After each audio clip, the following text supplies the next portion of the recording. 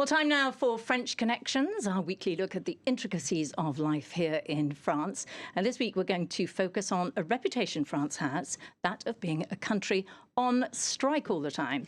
It certainly can seem like that at times, but are the French really world champions, or is it just a stereotype? Well, Florence Villeminot is here to answer that question. So, Florence, are they? Well, Angela, like many stereotypes, there is an element of truth, and it certainly does go hand in hand with another cliche about the French, and that is that they like to complain all the time. There is a joke in France that striking is kind of a national pastime, but before we dive into the specifics, let's look at what we're talking about. In French, when you're talking about striking, you talk about la grève. It's our word du jour, and it's a word so common that a lot of people here in the newsroom told me that it's one of the very first words that they learned when they were learning how to speak French.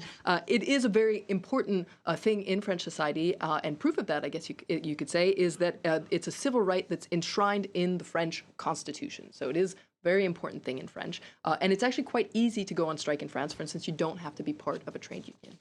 And for people who think there really is this striking culture in France, where does it come from? Well, it might be down to a particularity of French history, and that is that the right to strike was actually one of the very first social rights that was acquired by the French. It was acquired in 1864, and French people got the right to strike 20 years before they got the right to unionize. So there's 20-year time gap might explain why there is a culture of workplace struggles.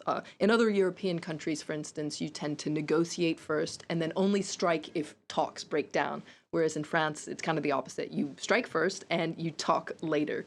There's an interesting soundbite I found by a former head of a trade union called Force Ouvrière. This is Jean-Claude Mailly.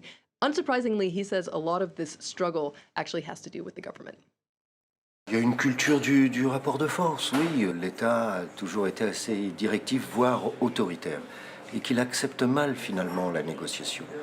L'État ne négocie pas avec ses fonctionnaires, il les consulte et il prend une décision, par exemple.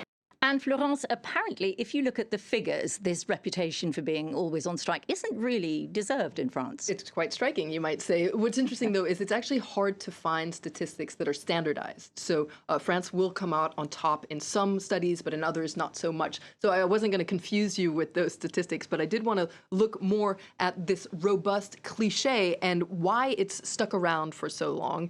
Some might argue that it's just part of our DNA. It's certainly part of our national heritage. There's a kind of a glorification of citizens who have the courage to come together and fight the man. I mean, you just have to look at the French Revolution and how it's still so much part of the national psyche. And some people say the French have really got striking now down to a fine art. It's all about inconvenience and it's all about visibility. And that might explain why people feel like strikes happen all the time in France. It's because they tend to cause a lot of disruption, especially when there are transport strikes. This poor lady getting scorched in the metro here. We've all experienced that. So when there are these big strikes, particularly transport strikes, they tend to get a lot of media attention. And not only that, but when French people strike, they also tend to demonstrate la manifestation. This is another typically French thing, some people might say. And so sometimes you get this feeling of déjà vu. You know, there's kind of an aesthetic to striking in France with the banners and the flares, etc. Sometimes you wonder, what on earth are people striking about this time? It just seems like another strike, yet another strike. And there's always a lot of worry that this will deter investors and business people. But in fact, usually when there is a strike, there is a lot of public support. There is, and it can seem quite surprising because it can be really disruptive and, you know, annoying to get around when there's a strike. But the general public has a tendency to accept strikes as just kind of a necessary evil for the greater good, especially, you know, at times when people aren't striking, it can be surprising that they actually support strikers. But there's kind of a respect for people who are defending the greater good and defending what we call les acquis sociaux in French, these hard-earned social gains, because France has this wonderful protective system, the sécurité sociale, etc. But this didn't just fall from the sky, and it's something that people time and time again have to protect. And so time and time again, the French, I guess you could say, will just grin and bear it. And, you know, if you've been following the news in recent months or years, there have been quite a lot of these strikes more recently over the over the pension reform, also, you know, transport strikes. There was also the gilets jaunes. There were all sorts of manifestations, strikes, etc. But interestingly, people do tend to support these. That being said, it's France, so people can also complain about it as well. Je trouve ça d'une bêtise, quoi. C'est-à-dire le pays commence un peu à sortir de la misère. Qu'est-ce qu'on va faire pour leur plonger dans la misère, quoi, voilà. On dirait que les Français sont devenus des demeurés. Là, j'ai vraiment pas de transport pour aller au boulot. J'ai pris le RER jusqu'ici, mais il n'y a pas de métro, il n'y a pas de bus, mais je vais aller à pied. Est-ce que vous comprenez cette grève aujourd'hui à la RATP? Oui, parce que sans grève, il n'y a rien. S'ils veulent avoir quelque chose, il faut faire ça. Bon, c'est pénible pour nous, mais il faut assumer.